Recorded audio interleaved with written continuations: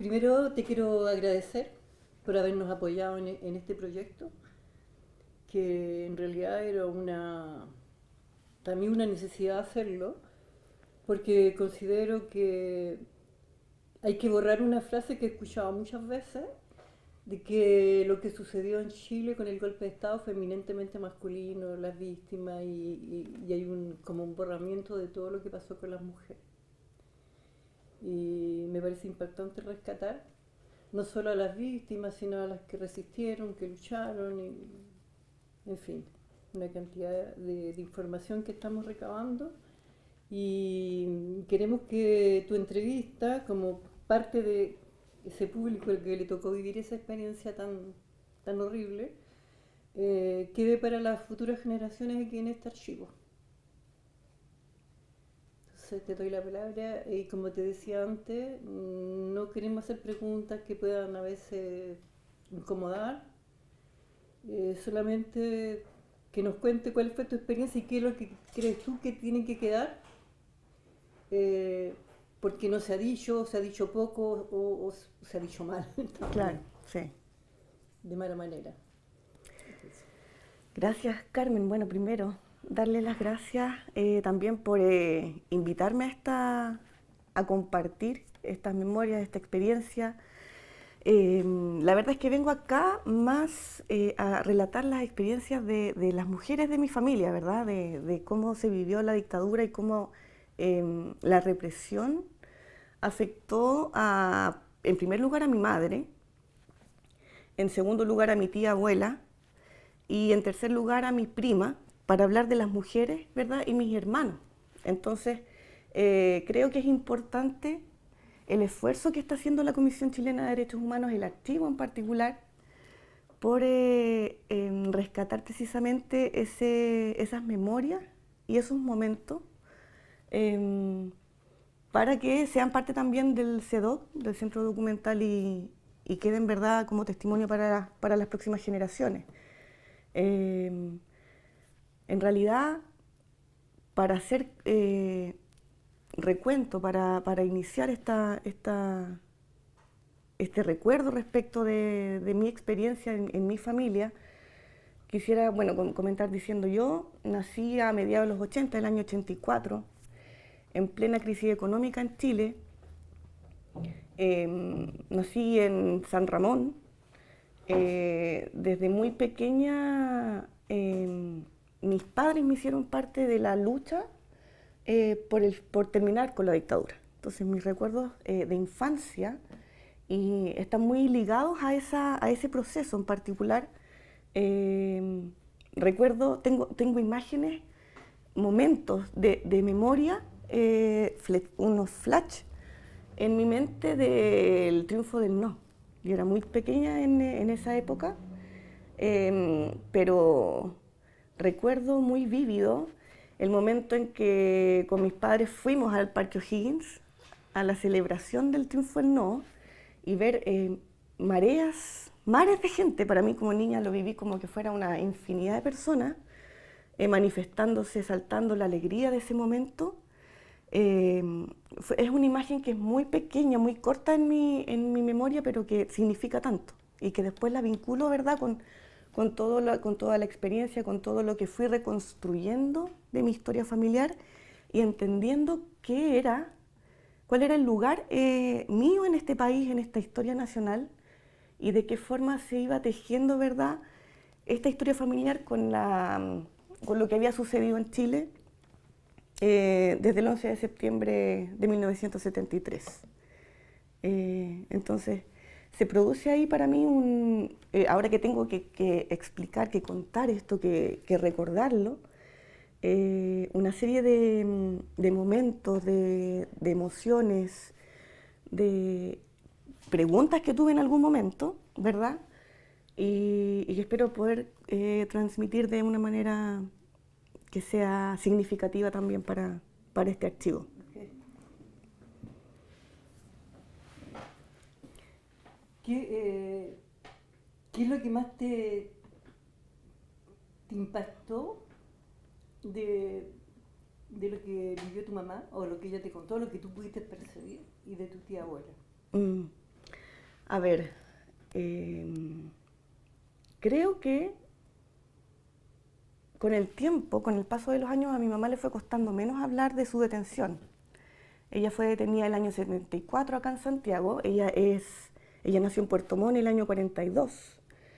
Y poco después de que ocurre el golpe de Estado, se pone en contacto con mi tía abuela, con Otilia Vargas, la madre de los hermanos Pérez Vargas, 5 hermanos entre detenidos, desaparecidos y ejecutados: Mireya, Iván, Carlos, Aldo y Dagoberto Pérez Vargas. Mi tía Otilia Vargas, que estaba acá en Santiago, producto del golpe de Estado, tiene que pasar a la clandestinidad. Sus hijos, particularmente Dagoberto Pérez Vargas, era un alto dirigente en el MIR y comenzó una cacería por parte del régimen hacia la familia, y por tanto la casa familiar de mi tía Otilia acá en Santiago, con Osvaldo, con el padre de sus 5 hijos, es abandonada acá en Santiago. Tienen que dejar esa casa, y a raíz de eso mi mamá, que vivía en Puerto Montt, decide ponerse en contacto con mi tía Otilia y decirle que se viene a Santiago para precisamente resguardar ese bien familiar que había quedado a merced de lo que sucediera. Entonces mi mamá se viene a Santiago el año 74, a inicios del año 74, se viene para acá a Santiago y entra, ¿verdad?, en una dinámica que es bien nueva para ella. Viene de una región, una ciudad pequeña. En ese tiempo Puerto Montt era muy pequeño. Santiago era una tremenda ciudad. Viene con sus 2 hijos pequeños, con mis hermanos mayores, Tatiana, que tenía 10 años, y Jaime, que tenía 8 años. Viene a Santiago, no conoce la ciudad, alcanza a estar un mes acá en Santiago cuando es detenida por la DINA. Y eso, ahí comienza una tragedia que es bien horrible para ella y para mis hermanos, porque son detenidos acá en Santiago, en el centro de Santiago, en el Paseo Bulnes, y son llevados a la Villa Grimaldi. Pero los niños son llevados a otros lugares. Ya mis hermanos mayores, de 8 y 10 años en ese momento, son separados de mi madre queda en Villa Grimaldi, y cada uno de mis hermanos da en distintos lugares, en hogares de carabineros. Entonces, claro, mi mamá en ese momento, que está acá en Santiago, por muy poco tiempo acá en la ciudad, no tiene vínculos familiares, porque su vínculo era mi tía Otilia, que está en la clandestinidad, que está huyendo. Su vinculación política, ella era militante del Partido Comunista en Puerto Montt, acá no conoce a nadie del partido. La verdad es que cae en una pesadilla, en una situación muy compleja, y pasa 3 meses sin saber nada de mis hermanos. No tiene información de ellos. Y yo creo que una cosa que es importante que quiero destacar en esta oportunidad, que como archivo han querido relevar la voz de las mujeres, ¿verdad? La situación que viven las mujeres durante la represión, la dictadura y la resistencia contra el régimen, pero también está la situación de los niños, ¿verdad?, que es bastante poco conocida. Mis hermanos están dentro de los 332 casos del informe Valech de niños que fueron torturados en dictadura. Para ellos ha sido también muy difícil hablar del tema. Yo me he abierto a esa posibilidad más con mi hermana, que tomó como un rol de encabezar la familia con sus 10 años en ese momento, después de que ocurre toda esta situación. Entonces se dan situaciones, particularmente en el caso de mi familia, que cruzan muy fuerte a las mujeres desde muy temprana edad, en el caso de Tatiana, a mi mamá con 20 años en su caso, y a mi tía abuela, a Otilia Vargas, que también está en esta situación. Finalmente Otilia, sus hijos van muriendo uno a uno, perseguidos por la dictadura, los 5, y ella logra salir del país. Primero ella estuvo en Suecia, y después terminó su exilio en Cuba. Hasta los años 90 estuvo en Cuba. Entonces, ahí se van cruzando como los caminos, las vías de lo que ocurrió en términos familiares en mi casa, porque quien abre quizás la puerta a lo que sucedió en mi casa, en mi familia, en la época de la dictadura, fue precisamente la llegada de Otilia a Chile. Cuando Otilia vuelve a Chile en los años a inicios de los 90, cuando ya había terminado recién la dictadura, yo noto que hay como conversaciones extrañas en mi casa. O sea, esa figura, esa mujer, algo vino a remecer en la vida familiar. Y hay conversaciones que yo quiero oír y no puedo, hay cosas que yo quiero entender y no se dicen. Entonces ahí comienzo recién en 1990, con las primeras, con los primeros años de la democracia, a vislumbrar que hay algo que yo no sé, que es importante que sepa, pero que los adultos no saben muy bien cómo explicar. Entonces, comienza toda una trayectoria, siento yo, en ese momento para llegar a entender qué es lo que sucedió, cómo sucedió y que también los adultos de esta familia se atrevan a hablar, porque había mucho silencio, había mucho temor, había mucho dolor. Entonces comienzo a hacer un camino bien, bien largo. Yo creo que eso decanta, por ejemplo, en que yo haya estudiado historia finalmente. O sea, creo que permanentemente estoy intentando buscar entender cómo fue que sucedió lo que sucedió y por qué. ¿Y por qué? Claro. ¿Eso hizo que estudiaras historia? Sí, ¿Que te dedicaras a eso? sí, sí, yo creo que esa es la razón fundamental. Sí, esa historia familiar y la búsqueda del sentido al sinsentido. ¿Qué te pasó con el tiempo? Porque tú estuviste tomando contacto con algunos, cuando empezaron a crearse los sitios de memoria, agruparse gente ya en forma más abierta. ¿Qué te pasó con eso? Mira, con el tiempo mi mamá también fue participando más en organizaciones. Ella, después de que salió ella estuvo posterior a la Vía Grimaldi, su paso por la Vía Grimaldi, estuvo en Tres y Cuatro Álamos. Estuvo meses en Tres y Cuatro Álamos y es en Tres y Cuatro Álamos cuando se entera de que mis hermanos están vivos, de que están en hogares de carabineros, y comienza todo su trabajo por intentar que algún familiar, los que estaban en Puerto Montt, todos ellos, logren sacarlos de esos hogares, a mis hermanos. Y el reencuentro familiar, o sea, para mi mamá fue un gran alivio saber que mis hermanos estaban vivos y que estaban en algún lugar y que había que puntualmente trabajar por sacarlos y de las garras del régimen. Mi mamá en algún momento me contó, porque yo le pregunto, ¿cómo fue que tú supiste finalmente que mis hermanos estaban y dónde estaban? Y me dijo, fue una carabinera. Una carabinera me dijo, mira, si yo te voy a decir esto, pero tú no le puedes decir a nadie que yo te lo dije, porque esto me cuesta a mí, mi trabajo y mi vida. Tus hijos están en tal y tal lugar en hogares de carabineros. Por favor, pídele a algún familiar que los vaya a ver porque están ahí. Y gracias a esta mujer logra dar con el paradero de ellos dos. Y finalmente saber que los pueden recuperar, ¿verdad? Iniciar de nuevo una vida medianamente normal, porque posteriormente que mi mamá sale de Tres y Cuatro Álamos, pasó un año entre la Villa Grimaldi y Tres y Cuatro Álamos, sale en libertad en una ciudad que sigue siendo desconocida para ella, no tiene casa, no tiene redes familiares, no tiene redes laborales, por tanto la Vicaría de la Solidaridad es el lugar donde ella precisamente va a encontrar un apoyo, ¿verdad? Las organizaciones de derechos humanos van a ser el hogar que ella no tiene en ese momento y comienza a vivir en distintas casas, en distintos domicilios que son de personas que salieron al exilio, que tuvieron que dejar sus propiedades, pero en cualquier momento es como ya hay que irse de acá porque no sé qué va a pasar cualquier cosa y dejar ese lugar e irse a otro lugar, vivir en una población, en otra población, en otro lugar, en otro sector, siempre contando mentiras, no, es que yo soy prima de la persona que vivía acá, que se fue, que dejó la casa, que contando mil historias. Los chicos, mis hermanos, tuvieron una escolaridad súper irregular por lo mismo. Entonces, en realidad, el vínculo con organizaciones de derechos humanos mi mamá siempre lo tuvo, permanentemente lo tuvo.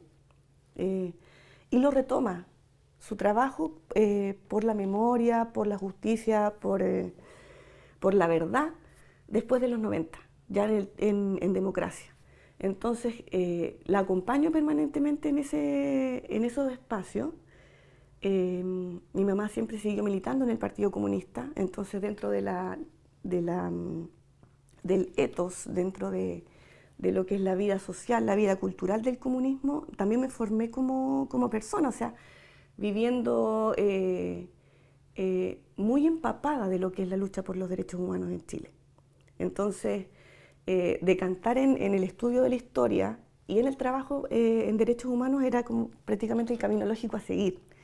No obstante que eso puede ser, claro, yo lo siento como muy propio y muy mío, todo esto, pero por ejemplo, de parte de mis hermanos, yo siento que ellos se han alejado por un tema de dolor también, de todo lo que les tocó vivir, de la escena más pública de la lucha por los derechos humanos. Ellos son personas de izquierda, son muy conscientes, muy críticos, muy analíticos respecto de la situación del país y de la historia de Chile y la historia reciente y todo lo que les tocó vivir, pero hay algo que obviamente a ellos les marcó profundamente y que les impide la militancia activa, por ejemplo, que es algo que yo sí he hecho.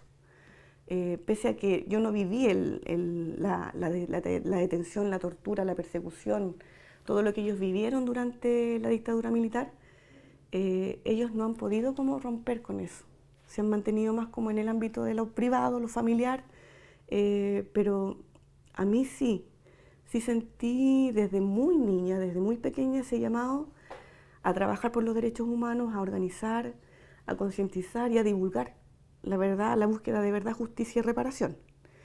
Y desde esa perspectiva también definí precisamente mi estudio. Yo estudié particularmente el caso de las violaciones a los derechos humanos en el sector rural en Chile, también precisamente porque son espacios que están muy poco abordados.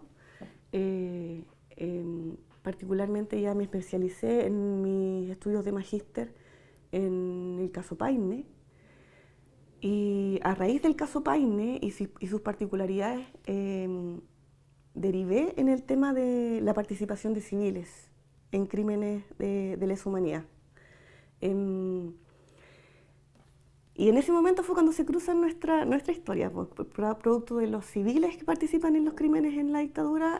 Comienzo también a colaborar y a participar en el sitio de Memoria Ex Clínica Santa Lucía, precisamente siguiendo la huella de los médicos y profesionales del área de la salud que participaron en levantar a este edificio de ficción denominado Clínica Santa Lucía, que en realidad era este centro de detención, y me permite, ¿verdad?, ese trabajo en ese sitio de memoria, conocer a la Comisión Chilena de Derechos Humanos, conocerlos a ustedes. Entonces, se han ido dando situaciones es como un hilo que se va tejiendo, una red que se va tejiendo y que ha llevado hasta esta instancia. Por tanto, siento muy, muy cerca, muy patente en mí la necesidad de la militancia en derechos humanos. Importante que hayas tocado el tema de la niñez, aunque no es parte del específico de este proyecto nuestro, porque también yo me preguntaba mucho cómo pudieron sobrevivir las madres sabiendo que tuvieron que dejar hijos abandonados, porque tampoco estaba la figura paterna. Claro. Y eso que les pasa a ellos, les pasa a muchos otros niños que fueron tan traumatizados. Tampoco se ha dado en Chile la instancia como gobierno, como Estado, no como gobierno, como Estado, de ayudar a las personas, a los damnificados de esto, que es mucho más que la víctima directa, a sacar todo lo que tienen adentro. Yo digo que este es un puzzle que nunca se va a terminar de armar, porque hay mucho que decir. Hay mucho horror, y si hay gente que supiera lo mínimo de lo que pasó, no tendríamos esta odiosidad que estamos viviendo hoy en día. En realidad la historia se ha distorsionado mucho. Tú lo debes saber mejor como profesional del área, pero por eso que es importante seguir trabajando en temas de memoria, que no es lo mismo que historia, hay otro, es un caminito aparte. porque los libros de historia nunca van a reflejar la profundidad del... Sí. No sé si quieres agregar algo más. Sí, respecto de lo que tú señalas. Creo que, por ejemplo, en el caso familiar, en el caso mío, quienes soportaron el horror de la dictadura, porque en mi familia materna el caso fue muy extremo, había una participación, era una familia muy activa en términos políticos, entonces la persecución fue terrible. Estoy mencionando los casos más, más puntuales, de los hermanos Pérez Vargas, de mi tía Otilia, de mi hermana Tatiana, de mi madre Marlene Laisle. Pero dentro de la familia hay un proceso que es muy profundo, que es muy doloroso. Están otros tíos, otras personas que sufrieron persecución, que fueron detenidos. Pero siento que recayó especialmente en las mujeres el sostener a estas familias dañadas, a estas familias perseguidas, a estas familias empobrecidas, porque la dimensión del daño generado por la tortura es múltiple, es múltiple. O sea, mi madre quedó sin trabajo, sin casa, sin redes familiares, o sea, toda su vida, todo su proceso social se deconstruyó, se destruyó producto de la detención y el momento gris de su historia. Entonces, por ejemplo, ya muchos años después, ahora, conversando con mi hermana, con Tatiana, ella me dice, siento que, y estas son palabras de ella, que yo asumí con 10 años un rol porque mi mamá estaba tan mal, anímicamente tan destruida, que no era capaz de tomar decisiones lógicas, de rearmarse y continuar con su vida. Entonces, pienso en mi hermana mayor, en todo lo que le tocó vivir y que no tuvo un acompañamiento porque los niños fueron dejados muy al debe respecto de esto. Entonces, claro, hoy día ella puede mirar hacia atrás y decir, oye, qué impresionante todo lo que vivimos, todo lo que fuimos capaces de soportar, y no solo ella, obviamente, lo reflejo en ella, pero en la historia de un montón de familias, de una parte importantísima de la población en Chile, y evidentemente es ese momento tan gris, tan duro, tan profundamente siniestro, el que ocurre, que nos tiene que obligar, que nos obliga a hablar, a seguir trabajando, a seguir relatando, a rescatar esta memoria. Y quisiera también, en esta instancia, mira, porque me vienen cosas a la memoria a raíz de esta conversación, cuando estaba en Santa Lucía, con el proyecto de investigación respecto de la participación de civiles del área de la salud en participación en los crímenes, llegó una testimoniante a Santa Lucía, que es Gabriela Salazar. Gabriela, yo le conté, conversamos un rato, ella me comentó cómo fue su paso por la exclínica Santa Lucía y comienzo a relatarle, bueno, yo soy sobrina nieta de Otilia Vargas, y le comento de mis primos, de los 5 primos entre detenidos, desaparecidos y ejecutados Pérez Vargas, le nombro a Mireya, me dice, yo estuve con Mireya en la Villa Grimaldi. Siempre quedó la duda porque en el caso de Mireya, ella fue detenida en la comuna de La Florida con su hermano Iván, ellos son mellizos, los dos. Y hubo un enfrentamiento. Entonces siempre quedó la duda en la familia de si Mireya había sido asesinada en ese enfrentamiento con la Dina o si es que había llegado viva o agónica a la Villa Grimaldi. Y ella dice, sí, a Mireya la llevaron viva a Villa Grimaldi. Y yo estuve con ella y ella escuchó los últimos momentos de vida y de la tortura, porque finalmente, pese a estar herida, baleada, a Mireya también la continúan acosando. El botín de guerra de la DINA era Dagoberto Pérez Vargas, este dirigente, alto dirigente del MIR. A él era a quien querían, a quien perseguían, y por eso detuvieron a mi madre y por eso toda la cacería de la familia. Y Gabriela me abrazó y me dijo, qué increíble que tantos años después nos encontremos. Eh,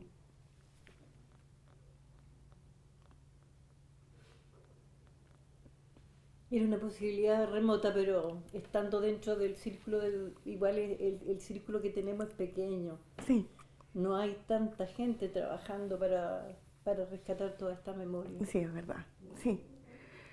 Fue tan, me dio un abrazo muy fuerte y creo que eso fue, Hay una cierta reivindicación, mm, saber que alguien estuvo cerca de ella. sí, sí. Fue un momento fuerte para mí.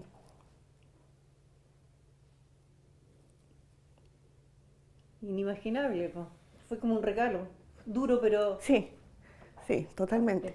Totalmente un regalo. Totalmente un regalo fue.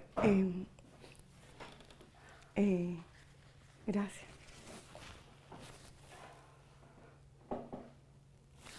Fue una emoción especial. Sí, se entiende. Y sobre todo viniendo de ella, sí. Porque también su relato personal respecto del paso en Santa Lucía es muy fuerte, muy fuerte. Es una gran mujer también. Interesante.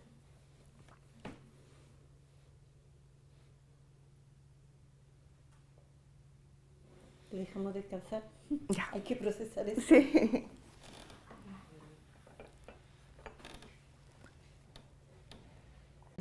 De las iglesias. De lo mismo que se creó en la época de la dictadura. Claro. Pero hay mucha gente que no supo qué hacer en realidad. Mira, puntualmente ahora que dijiste eso,